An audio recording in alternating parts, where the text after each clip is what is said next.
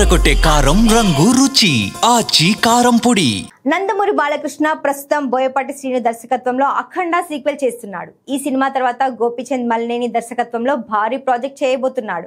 ఈ సినిమా త్వరలోనే పట్టాలెక్కే అవకాశం ఉంది. అయితే తాజాగా అందుతున్న సమాచారం మేరకు నందమూరి బాలకృష్ణ త్వరలో రాబోతున్న 2 బడా ప్రాజెక్టులను తిరస్కరించినట్లుగా తెలిసింది. వాస్తవానికి ఆ 2 ప్రాజెక్ట్స్ కూడా ప్రతిష్టాత్మకంగా భావిస్తున్నవే. అందులో మొదటి సినిమా విషయానికి వస్తే అది రామ్ పోతినేని హీరోగా నటిస్తున్న ఆంధ్ర కింగ్ తాలూకా. నిజానికి ఈ సినిమాలో ప్రస్తుతం ఉపేంద్ర నటిస్తున్న పాత్ర ముందు బాలకృష్ణను చేయమని అడిగారంట. అందుకోసం భారీగా ఖర్చు పెట్టేందుకు సైతం సిద్ధమయ్యారు మేకర్స్. అయితే ఏమనుకున్నారో ఏమో, బాలకృష్ణ మాత్రం ఆ పాత్ర చేయలేనని చెప్పారట. తర్వాత ఉపేంద్ర దగ్గరికి వెళ్లి ఆయన్ని సినిమాలను భాగం చేశారు మేకర్స్.